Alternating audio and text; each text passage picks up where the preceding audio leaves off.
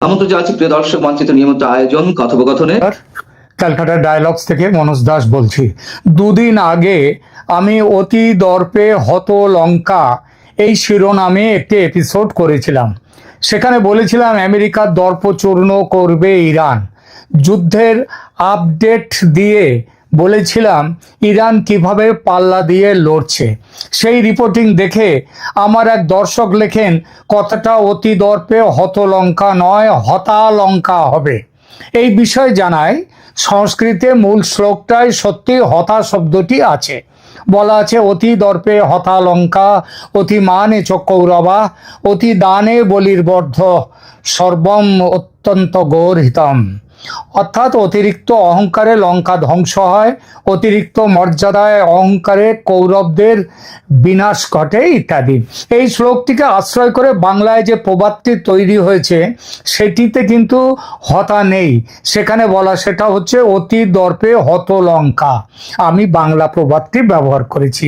কথাটা এই জন্যই বললাম কারণ এটা একটা ব্যাকরণগত প্রশ্ন আছে বলেই আমি কথাটা বললাম। আর একজন দর্শক মন্তব্য করেছেন, এই জন্যেই আমি বাংলা নিউজ দেখি না, যুদ্ধে ইরানের হাত পা ভেঙে গেছে, তবু এই ইউটিউবার মানে আমার কথা বলছেন আমেরিকা হারছে। এই দর্শককে বলি, ইরানের হাতে পায়ে বড় আঘাত লেগেছে এটা সত্যি, তবে হাত পা ভেঙে অথর্ব হয়ে পড়েনি ইরান, বেঁচে আছে এবং সমানে সমানে লড়ে যাচ্ছে আমেরিকা ইসরায়েলের সঙ্গে। বিদেশি মিডিয়ার খবরেও তাই বলছে। আমেরিকা অনেক বড় শক্তি ইরানের চেয়ে, কিন্তু মনে রাখবেন বহুগুণ বড় দৈত্য হয়েও গলিয়াত হেরে গিয়েছিল বামন ডেভিডের কাছে। বাস্তবেও দৈত্য আমেরিকা হেরেছে ভিয়েতনামে, আফগানিস্তানে। মনে রাখবেন কথাটা। আসি আজকের আলোচনায়। বিদেশি মিডিয়া শুধু নয়, আমেরিকার যুদ্ধের সেন্ট্রাল কমান্ড পেন্টাগন থেকে একটি গোপন মেসেজ লিক হয়েছে। সেখানে কি বলা হয়েছে জানেন? বলা হয়েছে আমাদের বেশ কিছু হাই প্রিসিশন অস্ত্র, হাই প্রিসিশন মানে অত্যন্ত উচ্চ ধরনের অস্ত্র শেষ হয়ে আসছে, আর দিন দশেক যুদ্ধ চললেই এই অস্ত্রের ভান্ডার শেষ। এই খবর আমাদের মতো দেশি ইউটিউবাররা শুধু নয়, এ খবর ছেপেছে নামি বিলিতি মেন স্ট্রিম মিডিয়াও। খবরটা যে সোশ্যাল মিডিয়ার মন গড়া গল্প বা জল্পনা মাত্র নয়, তার কিছু অকাট্য প্রমাণও দেয়া আছে। স্বয়ং পেন্টাগনের সেই লিক হওয়া খবর উদ্ধৃত করে new York Times, Washington post, NDTV, CNN news, business standard এরা সব জানাচ্ছে পেন্টাগনের ভেতরে সতর্কতা বলেছে ইরান সংক্রান্ত অভিযান আরও 10 দিন চললে কিছু ক্রিটিক্যাল মিসাইল, বিশেষত আকাশের জন্য, এয়ার ডিফেন্সের জন্য, সেগুলো রান লো বা বিপজ্জনকভাবে কমে যেতে পারে। সেটা নিয়ে খবর করতে গিয়ে কেউ কেউ একটু বেশি কথাও বলে ফেলেছেন। যেমন গতকালকের বাংলাদেশের আমার দেশ পত্রিকার তাদের নিউজ পোর্টালে সংবাদ শিরোনামে লেখা হচ্ছিল, আর 10 দিন লড়াই চললে আমেরিকার অস্ত্র ভাণ্ডারের মজুদ শেষ হবে। যদিও সে খবরটা বেশিক্ষণ থাকেনি, কিছুক্ষণ পর তুলে নিতে হয়। কারণটা সহজবোধ্য, পল কাপুর ঢাকায় আছেন আর আমেরিকা এই খবরটাকে খুব ভালো মনে নেবে না।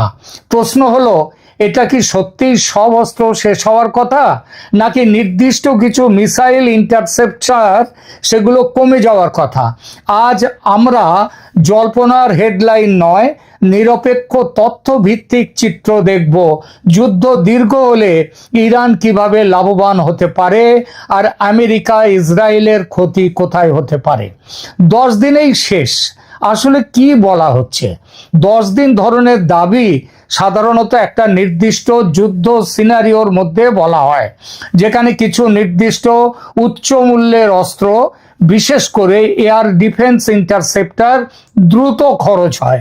এটা আমেরিকার সব অস্ত্র শক্তি শেষ এটা নিশ্চয়ই বোঝায় না, বরং কিছু ক্রিটিক্যাল মিউনিশন বা অস্ত্রের ঘাটতি কেবল বোঝায়। তখন প্রতিরক্ষা পরিকল্পনা প্রায়োরিটি দিতে বাধ্য হয় এইসব ব্যাপারে। আমেরিকার ক্ষেত্রেও সেটাই হয়েছে। পেন্টাগনের লিক হয়ে যাওয়া পেপার অনুযায়ী কিছু গুরুত্বপূর্ণ ইন্টারসেপ্টার অস্ত্র মানে মিসাইলের যে প্রতিরোধক যে সমস্ত অস্ত্র, সেগুলো সত্যি কমে গেছে আমেরিকার অস্ত্র ভাণ্ডারে। এখন 10 দিনের মজুদ আছে নাকি 9 দিন নাকি 11 দিন, সেটা নির্ভর করে অনেকগুলো বিষয়ের ওপর। আগামী দিনগুলোতে এসব অস্ত্র ব্যবহারের পরিমাণ কীরকম হতে পারে তার উপর। আবার এই ব্যবহারটাও নির্ভর করে ইরান হামলাটা কতটা বাড়াবে তার উপর। ইরানের মিসাইল ক্ষেপণাস্ত্রের ভাণ্ডার খুব বড়, আর ইরান সেই মিসাইল যত বেশি ছাড়বে আমেরিকার ইন্টারসেপ্টর তত খরচ হবে। মোদ্দা কথা, আমেরিকার এই বিশেষ ধরনের যুদ্ধাস্ত্রের ভাণ্ডারে টান পড়েছে এবং সে খবরটা মিথ্যে নয়। কিন্তু আমেরিকার গোলা বারুদের ভাণ্ডার, সেখানে কি অবস্থা? সেখানে কি সত্যিই টান পড়েছে? না না। কিন্তু ইরানে যা যুদ্ধের ধরন, তাতে ইরানের অজস্র মিসাইল ক্ষেপণাস্ত্র ও ড্রোনের আক্রমণ সামলাতে গোলা বারুদের চেয়ে বেশি দরকার ইন্টারসেপ্টর ক্ষেপণাস্ত্র। আমেরিকার সেই অস্ত্র ভাণ্ডারের মজুদ অবস্থা খারাপ, এটাই বলা হয়েছে। উচ্চ তীব্রতার বড় যুদ্ধ নিয়ে যুক্তরাষ্ট্রের ভেতরে সতর্কতা আজকের নয়, এটা বহুদিনের। 2024 সালের একটি কংগ্রেস নিযুক্ত কমিশনের সতর্কতা উদ্ধার করে রিপোর্টে বলা হয়েছিল, চীনের সঙ্গে বড় যুদ্ধে যুক্তরাষ্ট্র 3 থেকে 4 সপ্তাহের মধ্যে প্রচুর মিউনিশন খরচ করে ফেলতে পারে। মানে বোঝা গেল, কিছু অস্ত্র মিউনিশন খুব দ্রুত শেষের দিকে চলে যেতে পারে, বিশেষ করে যেগুলোর উৎপাদন ধীর, দাম বেশি, যার ব্যবহার হার আবার খুব বেশি। এসব হারির খবর আমেরিকার ইরানের গোয়েন্দাদের জানা নেই এমন নয়। ইরান তাই গত 20 বছর ধরে নজর দিয়েছে তাদের মিসাইল ভান্ডার বাড়িয়ে তোলার ব্যাপারে। পেন্টাগনের ভেতরের খবর, ইরান খুব কম খরচে মাত্র $20 লাখ খরচ করে যে মিসাইল তৈরি করে, সেই মিসাইল আকাশে ধ্বংস করতে যে ক্ষেপণাস্ত্র আমেরিকা তৈরি করে ইন্টারসেপ্টর, তার খরচ পড়ে ইরানের খরচের 50 থেকে 100 গুণ বেশি। সুতরাং উৎপাদনের ফারাক কেন আসে বোঝা দুষ্কর নয়। ইরানের আক্রমণের মূল অস্ত্র এই মিসাইল ক্ষেপণাস্ত্র, এর সঙ্গে যুক্ত হয়েছে ড্রোন অ্যাটাক। এটাই ইরানের দীর্ঘযুদ্ধের কৌশল, আর তার বড় সুবিধা এখানেই।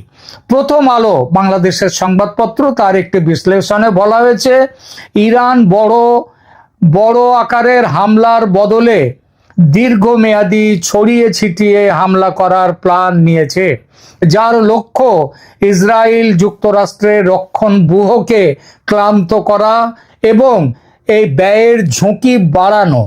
এই কৌশলটা কস্ট এক্সচেঞ্জ হিসেবে বোঝা যায়।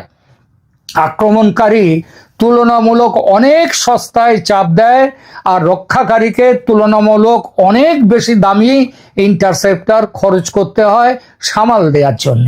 ইরানের স্পষ্ট লক্ষ্য আমেরিকার ব্যয় ও ঝুঁকি বাড়ানো। মনে রাখবেন, আমেরিকার অর্থনৈতিক অবস্থাও কিন্তু খুব একটা ভালো নয়, বরং বেশ ঝুঁকির মধ্যেই আছে, এবং দীর্ঘস্থায়ী যুদ্ধ করতে গেলে এই ব্যয় এবং ঝুঁকি আরো বাড়বে। ইরানের অস্ত্র ভান্ডার কি আমেরিকার চেয়ে মজবুত? এখানে খুব গুরুত্বপূর্ণ একটা সতর্কতা। সামগ্রিক সামরিক ক্ষমতা, বিমান, নৌবাহিনী, বৈশ্বিক সরবরাহ নেটওয়ার্ক, আর ওই যে পারমাণবিক অস্ত্র, এই সব মিলিয়ে আমেরিকা অনেক এগিয়ে। এমনকি মিসাইল সংখ্যার তুলনামূলক চিত্রেও অনেক রিপোর্টে যুক্তরাষ্ট্রের ইনভেন্টরি বড় দেখানো হয়। কিন্তু ইরানের শক্তি হলো, আগেই বলেছি, মিসাইল এবং ড্রোন। এদের ওপর নির্ভর করে যে প্রতিরোধ ক্ষমতা এবং আক্রমণের ক্ষমতা। মধ্যপ্রাচ্যের সবচেয়ে বড় বৈচিত্র্যময় ব্যালিস্টিক মিসাইল সক্ষমতার মধ্যে তাদের অবস্থান হচ্ছে, ইরানের অবস্থান সবার উপরে। মধ্যপ্রাচ্যে কেন, সারা পৃথিবীতেও এই ব্যাপারে ইরানের একটা অবস্থান আছে। এ কথা বিশ্লেষণ ধর্মী সমস্ত প্রতিবেদনে এসেছে। এর সঙ্গে যোগ করুন রাশিয়া, চীন থেকে ইরানে অস্ত্রের সাপ্লাই। বাস্তবে কি ধরনের সাপ্লাইয়ের কথা শোনা যাচ্ছে? এখানে দুটো জিনিস আলাদা করে দেখা দরকার। একটা হচ্ছে সরাসরি অস্ত্র, যেগুলো অস্ত্র পাঠাচ্ছে, আর একটা হচ্ছে অস্ত্র তৈরির উপকরণ, যা সেই উপকরণ সাপ্লাই, যা অনেক সময় আরো গোপনে এবং সারোগেটেড ওয়েতে, সারোগেসি, অন্য কিছু নজরে রেখে দিয়ে সেগুলো পাঠানো হয়। পশ্চিমী গণমাধ্যমগুলোর দাবি, ইতিমধ্যেই মালবাহী সামরিক বিমানে করে বিপুল সংখ্যায় 9K720 ইস্কান্দার ক্ষেপণাস্ত্র তেহরানে পাঠিয়েছেন রুশ প্রেসিডেন্ট ভ্লাদিমির পুতিন। স্বল্প পাল্লার পড়ুন 500 কিলোমিটার এই ব্যালিস্টিক ক্ষেপণাস্ত্রটি 700 কেজি পর্যন্ত বিস্ফোরক বহন করতে পারে। ইউক্রেন যুদ্ধের বহুল ব্যবহার করেছে মস্কো। ফাইন্যান্সিয়াল টাইমসের প্রতিবেদন অনুযায়ী গত বছরের ডিসেম্বরে রাশিয়ার সঙ্গে একটি গোপন সামরিক চুক্তি করে ইরান, এবং সেখানে কয়েকশো কোটি ডলারের এই সমঝোতা অনুযায়ী 9K333 Verba man portable air defence system তেহরানকে সরবরাহ করেছে মস্কো ইতিমধ্যে। সংশ্লিষ্ট হাতিয়ারটির 500টি লঞ্চার আছে এবং 2500টি 9M336 ক্ষেপণাস্ত্র ক্রেমলিনের থেকে কিনেছে ইরানের ফৌজ। এই অস্ত্রের সাহায্যে ড্রোন, হেলিকপ্টার এবং কম উচ্চতায় ওড়া শত্রুর লড়াকু জেটগুলোকে অনায়াসে নিশানা করতে পারে ইরান, আর তাই করছেও। কুয়েতে আমেরিকার চারটে F-15 যুদ্ধ বিমান ধ্বংস করেছে ইরান এদেরই দৌলতে। বর্তমানে আকাশ প্রতিরক্ষা ব্যবস্থা হিসেবে রাশিয়ার তৈরি S-300 এবং চীনের HQ-9B এটা ব্যবহার করছে ইরান। যুদ্ধ ভয়াবহ দিকে মোড় নিলে তেহরানে S-400 ট্রায়াম্ফের মতো অতি শক্তিশালী এয়ার ডিফেন্স সিস্টেম পাঠাবেন পুতিন, চুক্তি হয়ে গেছে।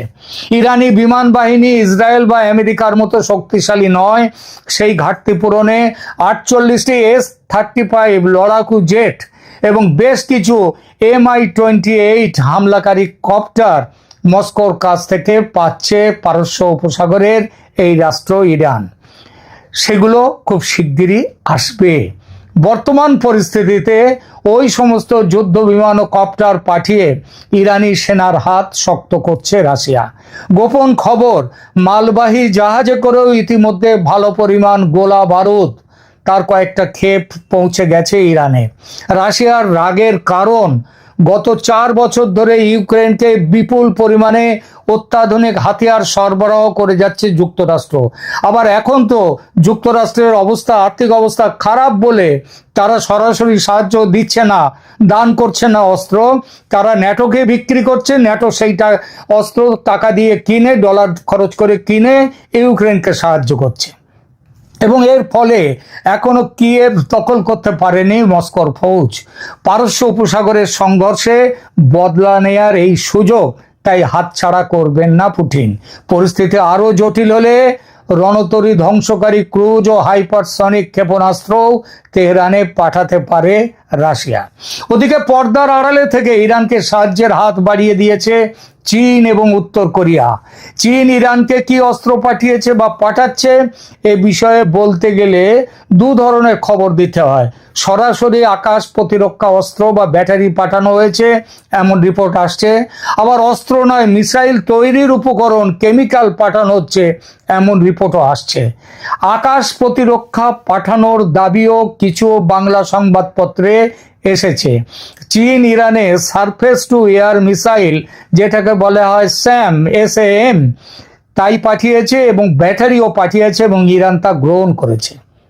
আরেকটি বড় রিপোর্টিং লাইনে বলা হয়েছে ইরান চীনের তৈরি HQ-9 জাতীয় আকাশ প্রতিরক্ষা ব্যবস্থা পেয়েছে, এমন দাবি মধ্যপ্রাচ্য ভিত্তিক উৎস বা মিডিয়ার রিপোর্টের বরাতে ঘুরছে। অস্ত্রের বদলে মিসাইল তৈরির উপকরণ পাঠানোর তথ্যও চীন থেকে প্রকাশ্যে এসেছে। একাধিক প্রতিবেদনে বলা হয়েছে ইরান চীন থেকে ব্যালিস্টিক ক্ষেপণাস্ত্রর কঠিন জ্বালানির জন্য গুরুত্বপূর্ণ রাসায়নিক উপকরণ যেমন সোডিয়াম পারক্লোনেট বা সংশ্লিষ্ট প্রিকারসার এগুলো সংগ্রহ করেছে। এটা সরাসরি অস্ত্র না হলেও ইরানের ক্ষেপণাস্ত্র মিসাইল উৎপাদনের সক্ষমতা বাড়াবে। এই লাইনের রিপোর্টিংয়ে এমনও বলা হয়েছে যে এসব উপকরণ দিয়ে উল্লেখযোগ্য সংখ্যক ক্ষেপণাস্ত্র তৈরি সম্ভব, অর্থাৎ সহায়তা চরিত্রটা ইন্ডাস্ট্রিয়াল সাপ্লাই চেন বজায় রাখা। প্রথম আলোর এক রিপোর্টে বলা হয়েছে ইরান চীনের তৈরি CM-302 জাহাজ বিধ্বংসী সুপারসনিক ক্ষেপণাস্ত্র কেনার চুক্তি দু দেশের মধ্যে চূড়ান্ত পর্যায়ে, তবে হস্তান্তরের তারিখ ঠিক হয়নি। সব মিলিয়ে বলা যায় যে ইরানের নিজস্ব বাইরে থেকে আসা অস্ত্র ভাণ্ডার আমেরিকার তুলনায় সামগ্রিকভাবে যথেষ্ট মজবুত নিশ্চিতভাবেই নয়, তবে নির্দিষ্ট একটি মাত্রায় দীর্ঘ সময় ধরে তুলনামূলক সস্তায় ব্যাপক সংখ্যায় ড্রোন, রকেট, মিসাইল ছুড়ে চাপ তৈরি করা এই যুদ্ধ কৌশল ইরানের জন্য ভীষণভাবে কার্যকর হতে পারে আর হচ্ছেও। আর সেটাই যুক্তরাষ্ট্র ইসরায়েলের জন্য বাস্তব সমস্যা তৈরি করছে। ইরানের শক্তির কেন্দ্র হচ্ছে মিসাইল ড্রোন নির্ভরতা। কিছু বিশ্লেষক ও মার্কিন মূল্যায়ন অ্যানালিসিস উদ্ধৃত করে বলা হয়েছে, ইরান মধ্যপ্রাচ্যের সবচেয়ে বড় বৈচিত্র্যময় ব্যালিস্টিক মিসাইল ভান্ডার গড়ে তুলেছে এবং আধুনিক বিমান বাহিনীর ঘাটতি পোষাবার জন্য ক্রুজ মিসাইলে বেশি নির্ভরশীল। সবচেয়ে বড় কথা, ইরান শুধু মজুদে বসে নেই, যুদ্ধ চললেও তারা নিজে ক্ষেপণাস্ত্র তৈরি করে, যেখানে বছরে 2000 থেকে 3000 ক্ষেপণাস্ত্র তৈরির সক্ষমতা আছে ইরানের। ইরান যদি একবারে 50-150টা বা দিনে গড়ে 200 করেও যদি মিসাইল ছোড়ে, তাহলে তাদের যা মজুদ আছে দীর্ঘদিন চলবে। যুক্তরাষ্ট্র ইসরায়েলের জন্য কি সমস্যা হতে পারে? খরচের যুদ্ধ, মানে কস্ট এক্সচেঞ্জ। এক রিপোর্টে বলা হয়েছে ইরান তুলনামূলক সস্তার ড্রোন দিয়ে চাপ তৈরি করে আর যুক্তরাষ্ট্র ইসরায়েলকে দামি ইন্টারসেপ্টর সেগুলোকে ধ্বংস করার জন্য করতে বাধ্য করছে। এতে আমেরিকা ইসরায়েলের প্রতিরক্ষা ব্যয় দ্রুত বাড়ে। এয়ার ডিফেন্সের স্যাচুরেশন, ইরান যদি একসাথে অনেক ড্রোন, মিসাইল ছোড়ে প্রতিটি লক্ষ্য ইন্টারসেপ্ট করতে গিয়ে ইসরায়েল এবং তার মিত্রদের আমেরিকা তো হচ্ছে না, তার মিত্র এখানে আরব দেশগুলো তাদের প্রতিরক্ষা নেটওয়ার্কে গিয়ে সেখানে আঘাত করে, ফলে কিছু হামলা ফাঁক গলে নিচে পড়তে পারে এবং তাতে বিধ্বংসী কাণ্ড ঘটে। দীর্ঘমেয়াদী স্থায়িত্ব বনাম স্বল্প মেয়াদী একটা প্রাধান্য আছে। যুক্তরাষ্ট্রের সামগ্রিক সক্ষমতা হচ্ছে বড় ধরনের যুদ্ধ, নির্দিষ্ট উচ্চ মূল্যের ইন্টারসেপ্টর মিউনিশনের তাদের যথেষ্ট পুনঃসরবরাহ নতুন করে তৈরি করাটা তাদের কাছে সমস্যা, যে সমস্যাটা ইরানের নেই। ইরানের ভান্ডার বেশি মজবুত। এটা কোন শর্তে বলা যায় যে তাদের ভান্ডার যথেষ্ট মজবুত? শুধু এই অর্থে বলা যায়, ইরান যদি সংঘাতকে, এই যুদ্ধকে দীর্ঘস্থায়ী করতে পারে, দীর্ঘস্থায়ী পথে নিয়ে যায়, তাহলে ড্রোন, রকেট, মাঝারি পাল্লার মিসাইল দিয়ে বারবার আঘাত করে আর ওদিকে উৎপাদন চালু রাখে, তাহলে তারা যুক্তরাষ্ট্র ইসরায়েলকে হারিয়ে দিতেও পারে। যুদ্ধ লম্বা হলে ইরানের লাভ। এখানে আমেরিকা ইসরায়েলের মাইনাস পয়েন্ট এবং ইরানের প্লাস পয়েন্ট। যদি ভিয়েতনাম, আফগানিস্তানের মতো ইরান থেকে একরাশ লজ্জা নিয়ে পালাতে হয় আমেরিকাকে শেষ পর্যন্ত, তাহলে অবাক হবেন না। সেই ভবিতব্যের ইঙ্গিত দেখে ট্রাম্প বলতে শুরু করেছেন গতকাল এবং কয়েকদিন ধরেই বলছেন, ইরান সমঝোতার কথা বলছে, যেন ইরান খুব চাপে পড়ে সমঝোতায় রাজি।